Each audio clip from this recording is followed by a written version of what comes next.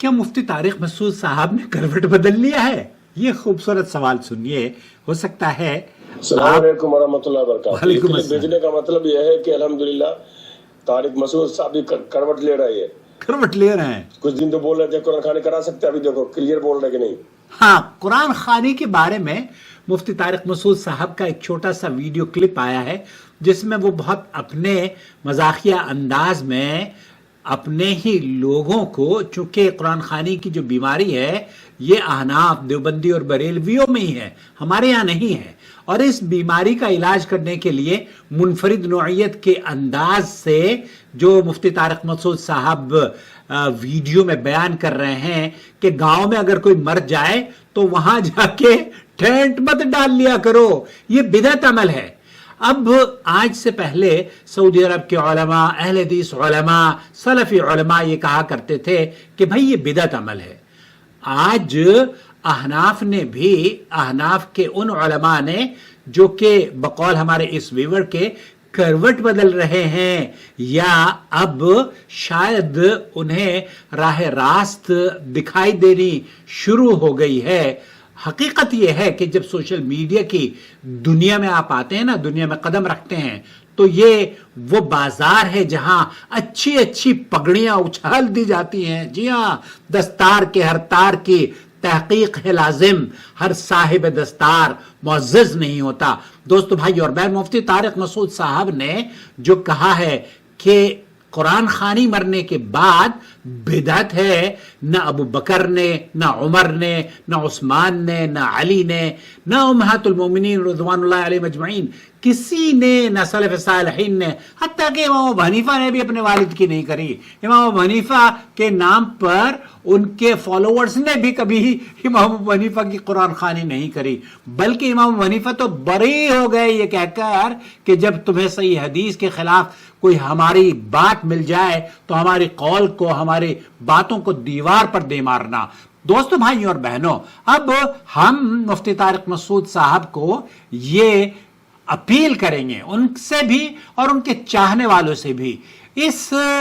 معیار کو سختی سے پکڑنے کی ضرورت ہے، اسے سمجھنے کی ضرورت ہے، اور آپ کو اور ہمیں اس پر کام کرنے کی ضرورت ہے۔ وہ عمل جو قرآن و سنت سے مطابقت رکھتا ہے اسے قبول کیا جائے، وہ عمل جو قرآن و سنت سے مطابقت نہیں رکھتا اسے رد کر دیا جائے۔ کہنے والا دیوبندی ہو، بریلوی ہو، مکی ہو، مدنی ہو، کوئی بھی ہو، قرآن و سنت میں اگر اس کی نظیر نہیں ملتی تو وہ قابل قبول نہیں ہے۔ میں مفتی طارق مسعود صاحب آپ کو مبارکباد پیش کرتا ہوں اس حق بیانی پر، اور مجھے امید ہے کہ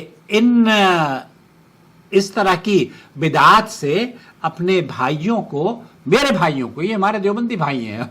میں تو دیوبند کا رہنے والا ہوں، آپ کو پتا ہے مفتی صاحب میں دیوبند کا رہنے والا ہوں۔ اللہ تعالیٰ آپ سے دین کا اور صحیح کام لے، اور آپ کے ذریعے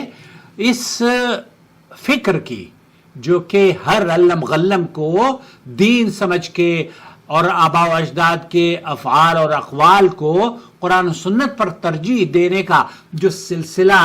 دیوبندی اور بریلوی مکتب فکر یا احناف کے یہاں رائج ہے، شعوری طور پر یا غیر شعوری طور پر، اگر ہم مل کر اس پر ضرب لگا سکیں، صرف کرنا کیا ہے، جس طریقے سے آپ نے کہا ہے نا کہ بھیا نبی کریم صلی اللہ علیہ وسلم کے بعد حضرت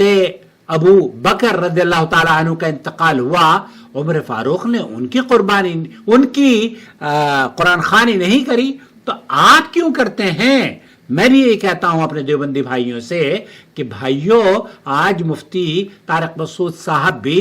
آپ کو یہی کہہ رہے ہیں، نہ کریں اس قرآن خوانی کو، یہ عمل قابل قبول اس لیے نہیں ہے، مہما کان۔ کئی عرب کے لوگ بھی ہیں، یہ کہتے ہیں کہ نہیں کوئی حرج نہیں ہے۔ حرج ہے، حرج اس لیے ہے کیونکہ وہ قرآن و حدیث سے ثابت نہیں ہے، حرج اس لیے ہے کیونکہ صحابہ نے اس پر عمل نہیں کیا، حرج اس لیے ہے کیونکہ ائمہ رحمہم اللہ نے اسے رائج نہیں کیا، اس کے بارے میں آپ کو جو رہنمائی فراہم کی ہے وہ یہ کہ اللہ کے رسول صلی اللہ علیہ وسلم نے فرمایا من عمل عملا لیس علیہ امرنا فہو آگے کا جملہ اگر آپ کو حدیث یاد ہو تو پلیز لکھ دیجئے گا، وہ مردود ہے، قابل قبول عمل نہیں ہے۔ جس عمل کو اللہ اور اس کے رسول صلی اللہ علیہ وسلم نے دین اسلام میں بیان نہیں کیا، نبی کریم صلی اللہ علیہ وسلم نے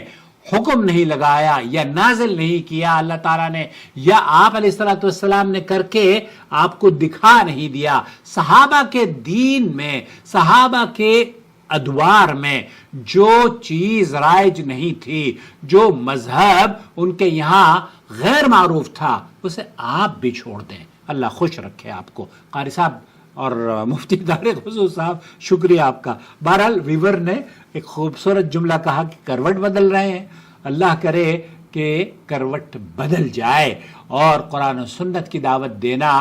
یہ ہمارے لیے شرف اور عزت کا مقام ہے۔